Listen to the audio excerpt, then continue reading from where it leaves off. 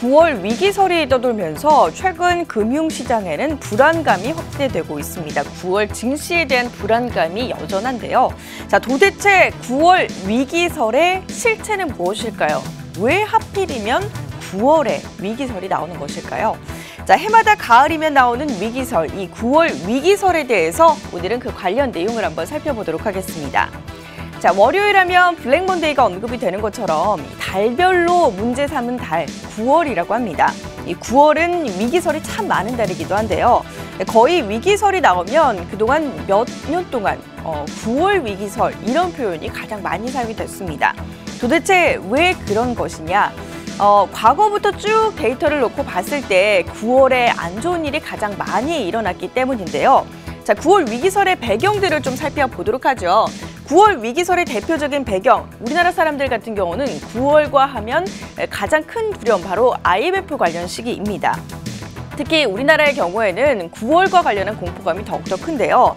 1997년 IMF 외환위기 당시에 9월부터 주식시장이 20%가량 폭락하는 그런 모습들이 나타났습니다. 그러면서 IMF가 시작이 된 것인데요.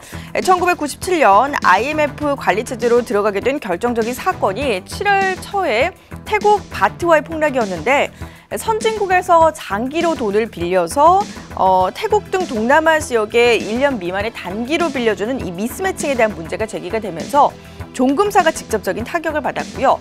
정부가 8월쯤에 이제 긴급 대책회의에 접어들게 되면서 종금사에 대한 긴급 외화 지원에 나서긴 했지만 결국 달러가 말라버리면서 9월 29일 외환시장 같은 경우에는 40분 만에 이제 거래가 중단되는 초유의 사태를 겪기도 했습니다.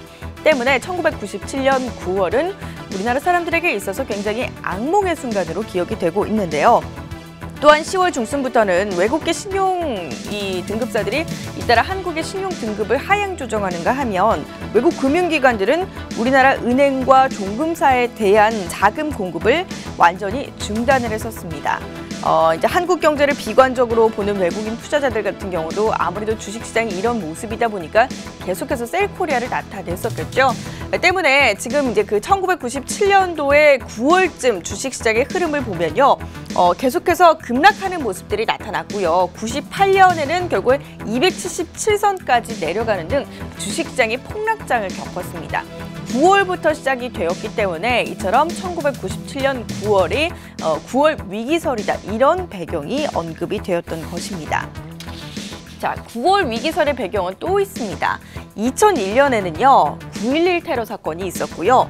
2008년 글로벌 금융위기 시기 이제 6월쯤에 9월에 위기가 있을 것이다라는 그런 관련 전망들이 쏟아졌는데요.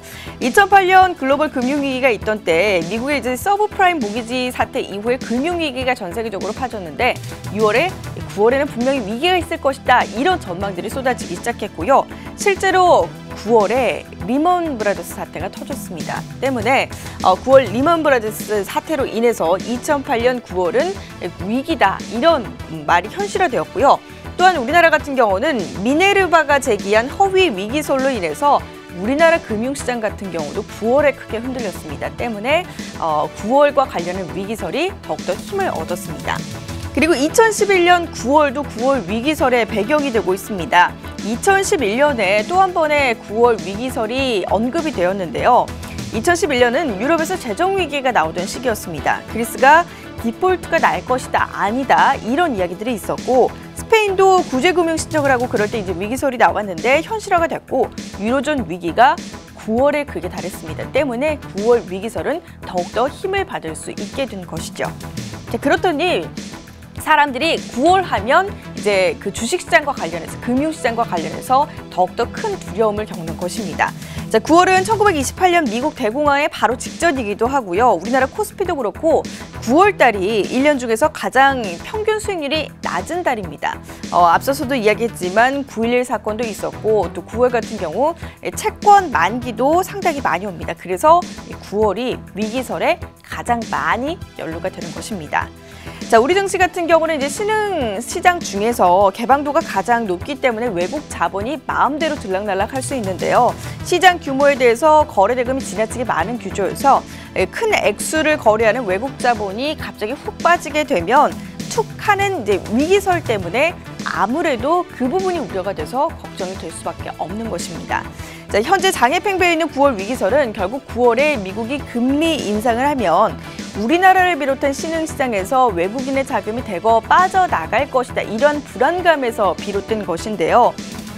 외국인 자금이 썰물처럼 빠져나가게 되면 제2의 외환 위기가 오는 것 아니냐 이런 두려움이 것입니다.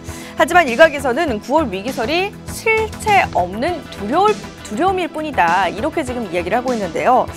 신흥국 화폐 가치는 급락하고 있고요. 원자재 값도 폭락하고 있고요. 더불어서 중국과 관련한 모습들도 계속 위태롭다라는 이야기들이 나오고 있습니다. 하나씩 짚어보면 결국 완전히 위기가 아니다라고 반박하기는 어려운데요.